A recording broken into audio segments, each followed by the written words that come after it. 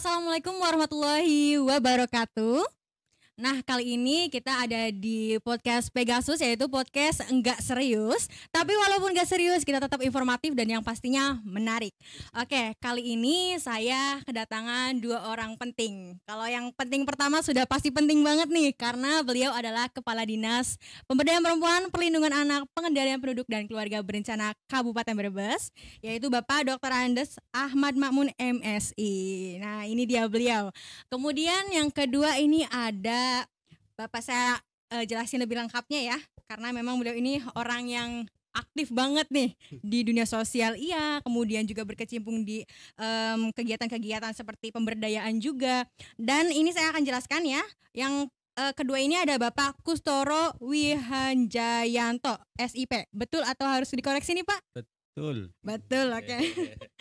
Ya, beliau ini salah satu aktivis juga, ya, aktif banget di dunia sosial juga ya Pak ya, social worker katanya seperti itu.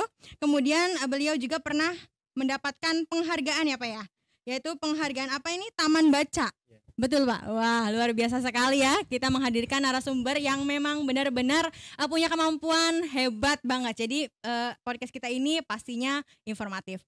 Oke, sebelumnya perkenalkan terlebih dahulu, nama saya Atika Nurrohma. Kali ini kita akan berbincang-bincang santai, tapi juga kita akan bersharing tentang ilmu dan pengetahuan yang ada untuk hari ini.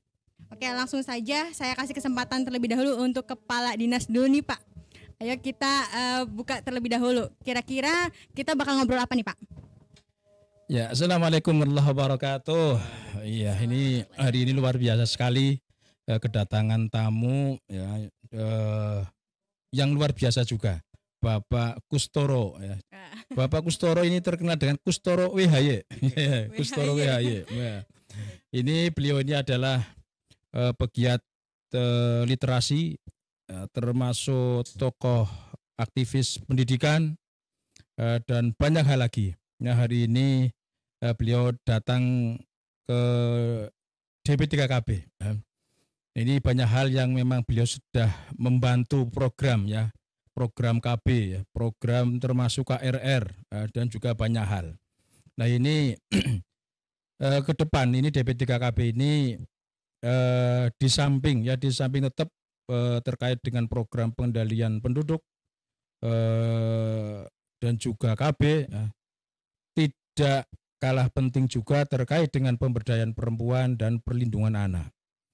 Dan tahun 2022 DP3KB ini ada tugas tambahan yang tidak kalah pentingnya, yaitu percepatan penurunan stunting ini.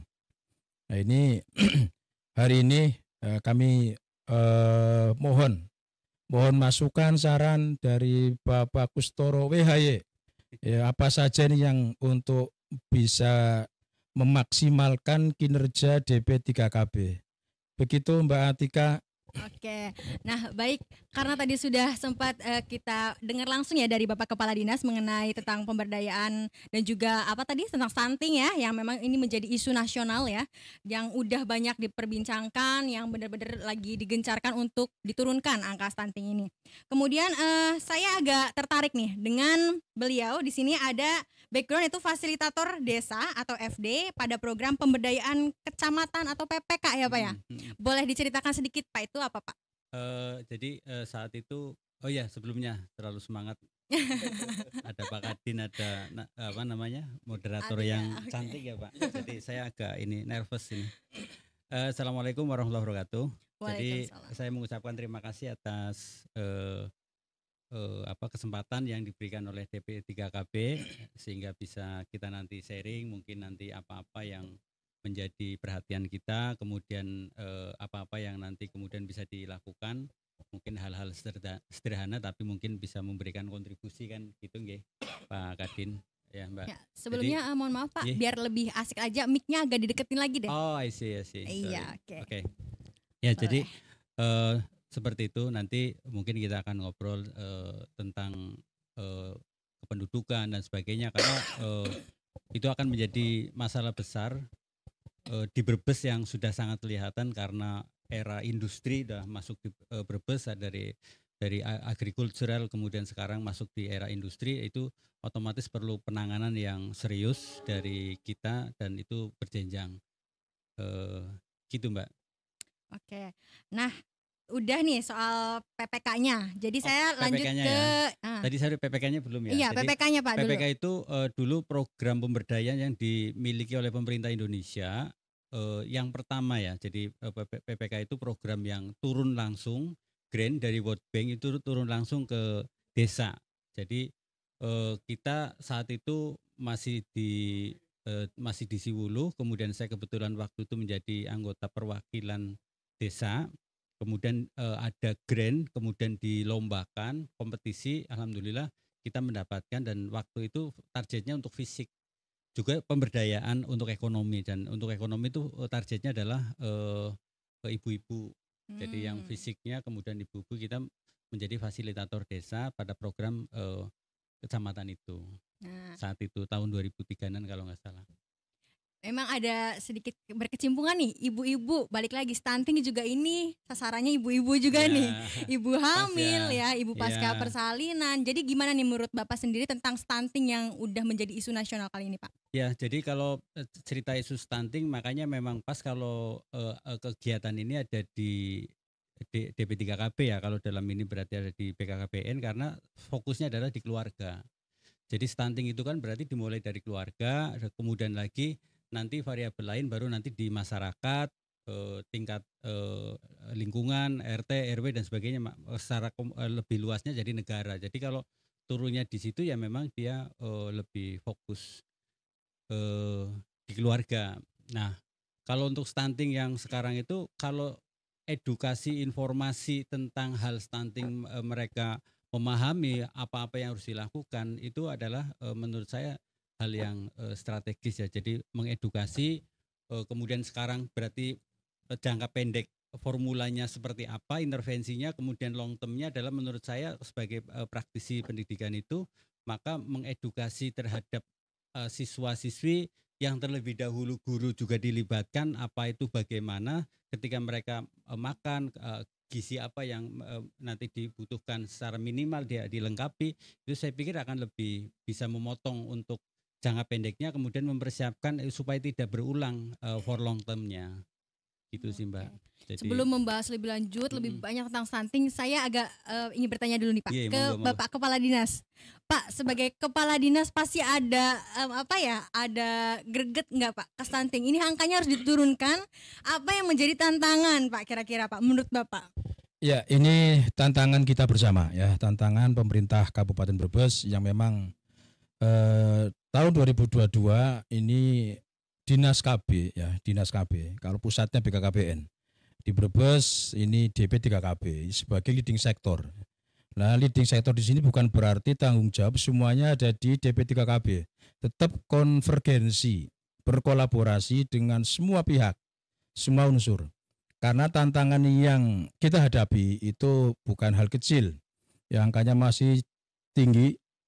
Ya, untuk prevalensi stunting ini 26,3. 26,3 ini harapan Presiden di tahun 2024 itu turun menjadi 14%. Nah, untuk mewujudkan 14% ini tidak mungkin hanya dilakukan oleh DP3KB dan ya, seluruh unsur OPD ya, seluruh ya. Ini harus bergerak semua ya. Ya, terutama OPD yang terkait dengan konvergensi. Ini harus bergerak bersama. Itu pun tidak cukup, harus didukung oleh semua unsur tanpa kecuali, tanpa kecuali. Ya, memang betul sekali. Ini untuk percepatan ini, ya, ini dibutuhkan semua pihak, ya, dari unsur lembaga swadaya masyarakat, aktivis, dunia pendidikan, ya, tokoh masyarakat, tokoh agama. Ini harus kita gandeng, ya. Bisa kita kolaborasikan. Kita harus kerjasama bermitra. Ya, ini nggak mungkin hanya diatasi oleh satu pihak. Ya, apalagi untuk 26,3 ini bukan angka kecil. Dikhawatirkan kalau ini tidak diturunkan, ini akan berpengaruh terhadap sumber daya manusia untuk Kabupaten Brebes. Nah, angka 26 ini angkanya cukup cukup tinggi ya, kalau dinominalkan ya sekitar antara 10 sampai 11.000 ya, angka yang saat ini ya yang istilahnya positif stunting. Nah, padahal ini ada juga yang istilahnya itu keluarga risiko stunting. Wah. Ya, keluarga risiko stunting di sini juga kita harus melakukan edukasi dan KIE sebanyak mungkin dan dilakukan oleh banyak pihak. Ya, itu Mbak Atika yang terkait dengan bagaimana percepatan penurunan stunting. Ya, jadi memang sudah dijelaskan ya tadi sama Kepala Dinas bahwasanya untuk menurunkan angka stunting ini tidak bisa nih dilakukan oleh satu pihak terkait saja, tapi harus melibatkan semua pihak ya Pak ya.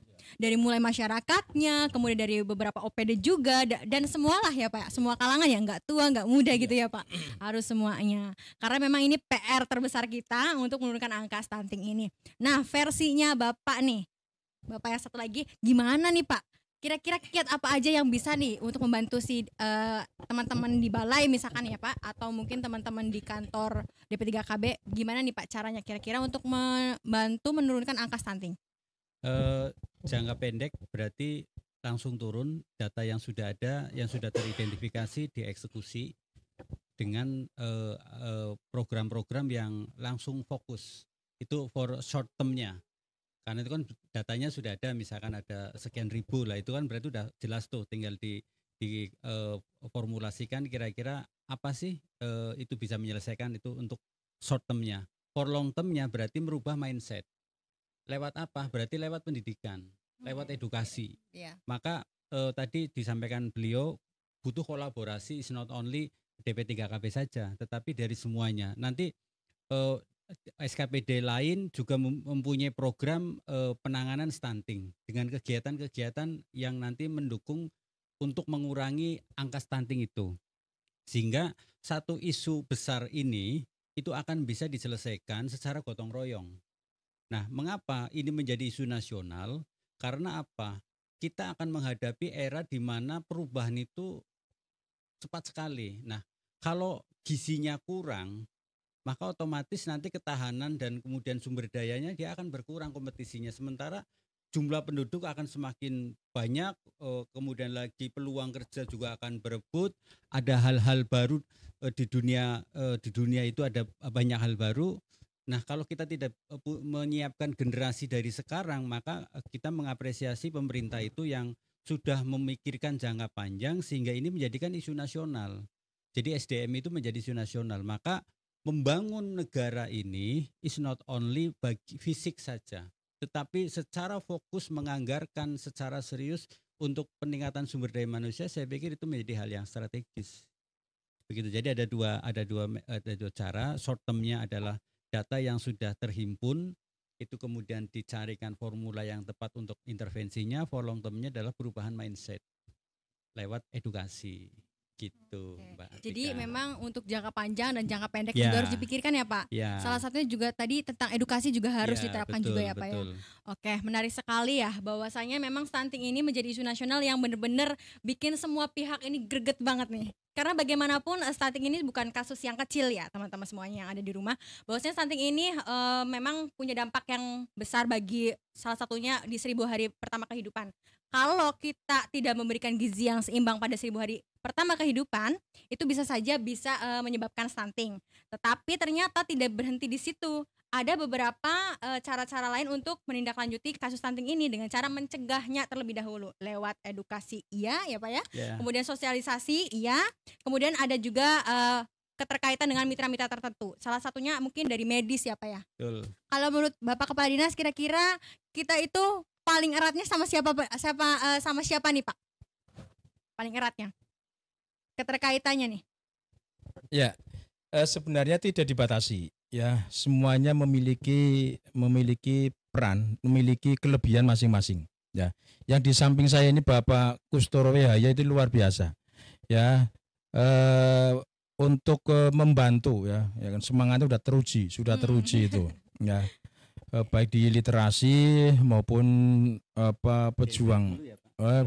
Iya, beliau ini dulu itu sejak tahun 2016 itu sudah bergandengan dengan Dinas KB ya, dengan Dinas KB dulu masih namanya BKBPP. Ya, kami bermitra dengan Bapak Kustoro ya, yang dikenal dengan WHY ya, WHY-nya itu. Nah, ini tentunya ke depan ini kami mohon dibantu ya, bergandengan ya, gotong royong bahasanya ya. Jadi tidak hanya pada satu unsur saja, Atika. Jadi semua pihak, semua unsur akan kita gandeng tanpa kecuali dengan organisasi-organisasi baik pemuda, kepemudaan, organisasi keagamaan, organisasi perempuan dan yang baik yang organisasi seperti Muslimat, Fatayat, Aisyah, Nasihatul Aisyah, organisasi NU, Muhammadiyah, ya tanpa kecuali juga Majelis Ulama Indonesia akan kita bermitra ya. Insya Allah nanti tanggal 28 ya, 28 November 2022 ini BKKBN Pusat akan bersilaturahim dengan 1.000 ulama, kiai, ustadz, ya juga tokoh organisasi, pimpinan lembaga di kabupaten tanggal 28. Ya, ini membuktikan bahwa kita itu memang serius untuk mewujudkan penurunan stunting agar segera ya, karena stunting tidak hanya dari sisi gagal tumbuh, tidak, karena stunting ini juga berbahaya ya, terkait dengan pertumbuhan kecerdasan ya, dan juga ini akan berdampak ya, kalau stunting ini juga berdampak pada ketika sudah dewasa itu cenderung ini juga gampang kena penyakit ya. Artinya ya kita antisipasi sejak dini. Jadi sampai tadi betul sampaikan oleh Bapak Kustoro ya, untuk mewujudkan Indonesia ke depan ya. Ini Pak Presiden kan sudah bercita-cita 2045 Indonesia menjadi negara ekonomi besar ya. 4 negara ekonomi besar. Ini kan cita-cita yang patut kita banggakan ya. Ya, Presiden ini ya tentunya diawali dari diri kita masing-masing. Ya, berbes semoga ke depan lebih maju, lebih sejahtera, lebih bermartabat. Begitu, Atika. Ya, tadi disampaikan juga ya, ternyata stunting itu imbasnya itu enggak hanya ketika dia sudah tumbuh, ternyata ada otak yang, mohon maaf ya, ada perkembangan otak yang kurang gitu. Tapi ternyata ini tuh rantai masalahnya banyak banget. Mungkin dari nanti ketika dia mau mencari pekerjaan juga ya Pak ya, itu juga bisa terhambat ternyata. Jadi kita nih sebagai warga ya, masyarakat yang ada di Kabupaten Brebes khususnya harus benar-benar mengetahui bahwa stunting ini adalah kasus yang benar-benar harus kita atasi ini. Dan memang tidak dibutuhkan 1-2 pihak saja, tetapi oleh seluruh unsur yang ada di Kabupaten Brebes untuk menangani kasus stunting. Nah, tadi Bapak juga menyinggung tentang kepemudaan. Nih, karena saya ini pemuda Pak, salah satunya ya Pak, pemuda. Jadi saya juga pengen minta pesan deh dari Bapak Kepala Dinas, habis itu dari Bapak Kustoro, pesan untuk pemuda yang ada di Kabupaten Brebes ya, supaya bisa berkontribusi juga dalam penurunan stunting. Karena banyak banget pemuda yang justru ngertinya ini Pak, taunya ini tuh kasus untuk ibu hamil aja. Nggak sedikit yang tahu seperti itu Pak. Jadi silakan dari Bapak Kepala Dinas, habis itu dilanjutkan sama Pak Kustoro. Pesan untuk pemuda Pak. Ya, ini untuk mengakhiri bincang-bincang kita hari ini ya, bahwa pemuda adalah nanti akan ke depan akan mengemban amanat ya, mengemban amanat yang akan melaksanakan pembangunan ya. Sebenarnya stunting ini memang harus diawali dari dari masa-masa muda, masa muda. Ya sebelum nikah harus tahu dulu, harus banyak hal yang harus diketahui oleh para kaum muda, ya. Ya karena sebelum menikah, ya, pemuda itu harus memiliki pengetahuan dan pemahaman yang benar, ya, tentang banyak hal. Ya, apalagi ini terkait dengan stunting. Nah, karena diawali dari seorang, ya, misal seorang pemuda yang dari laki-laki, ya, dari laki-laki juga terkait dengan bahan atau eh, spermanya itu harus sehat, ya, ya, diawali dari masa sebelum nikah, ya, jadi masih masa muda, ya. Demikian juga dengan perempuan juga harus tahu apa yang dilakukan agar ketika memasuki kehidupan berkeluarga itu sudah memiliki ilmu-ilmu atau memiliki perencanaan yang baik, ya, untuk mewujudkan keluarga yang mawaddah, sakinah, warohmah.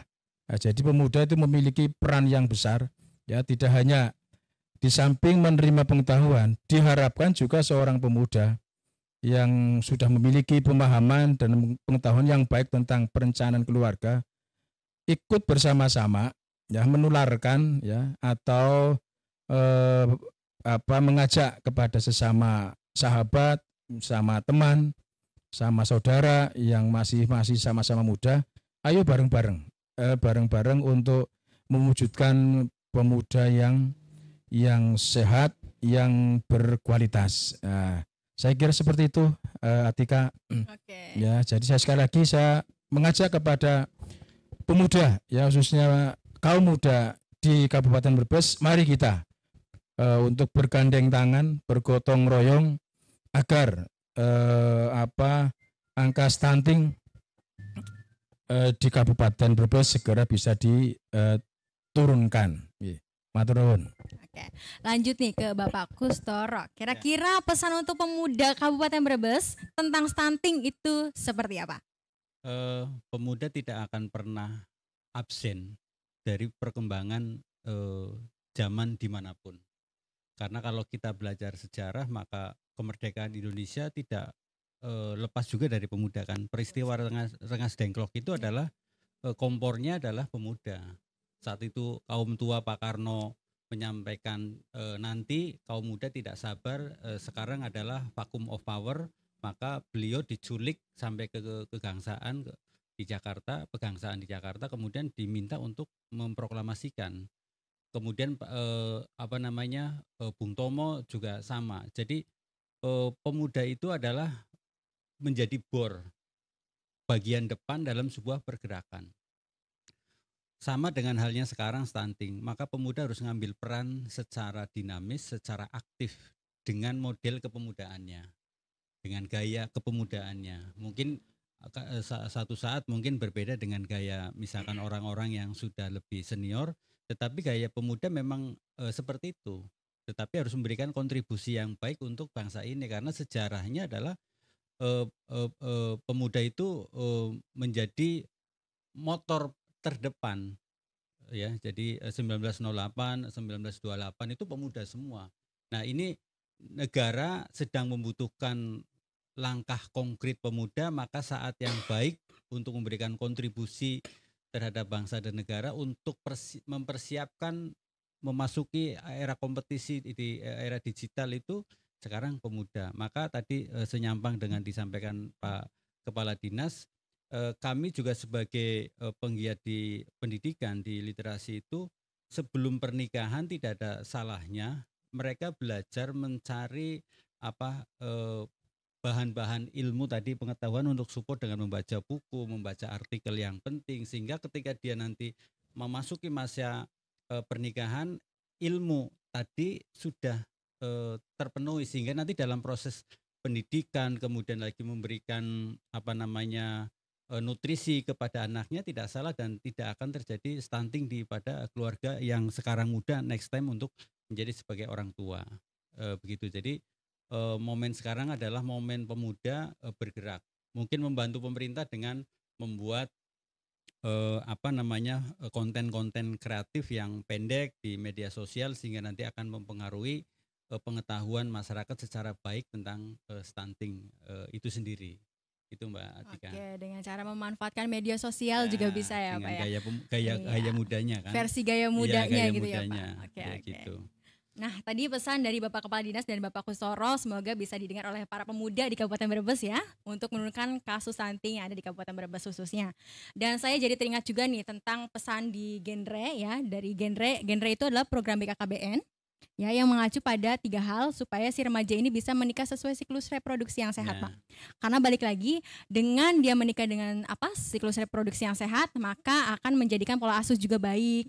Kemudian dari pola asuh juga bisa pemberian asupan makanan juga seimbang gitu, Pak. Dan juga ada 3 hal yang perlu kita ketahui bahwa dalam program genre itu ada 2125 keren. 1. Harus bisa melangsungkan pendidikan secara terencana. Yang kedua, bisa bekerja sesuai dengan perencanaan. Dan yang ketiga, bisa menikah sesuai dengan siklus reproduksi yang sehat. Oke, teman-teman yang ada di rumah semuanya, kita berada pada penghujung acara. Jadi saya ucapkan terima kasih terlebih dahulu kepada 2 narasumber utama kita ya, Bapak Kusoro dan Bapak Kepala Dinas. Terima kasih sekali atas sharingnya. Ilmunya sangat luar biasa sekali. Dan semoga semua pesan yang disampaikan dalam podcast ini itu bisa bermanfaat bagi kita semua. Jadi saya pengen salam genre dulu Pak. Habis salam genre, salam KB, oke? Nah, ada salam genre nih. Salam genre berarti nanti jawabnya salam. Seperti ini. Oke, kita ulangi nih Pak biar lebih menarik. Salam genre, salam. Sekarang kita berada di salam KB Pak. Berarti 2 anak lebih sehat. Oke. Salam KB, 2 anak lebih sehat. Oke, terima kasih semuanya. Semoga informasi yang disampaikan sharing kali ini dapat bermanfaat bagi kita semua dan see you. Terima kasih.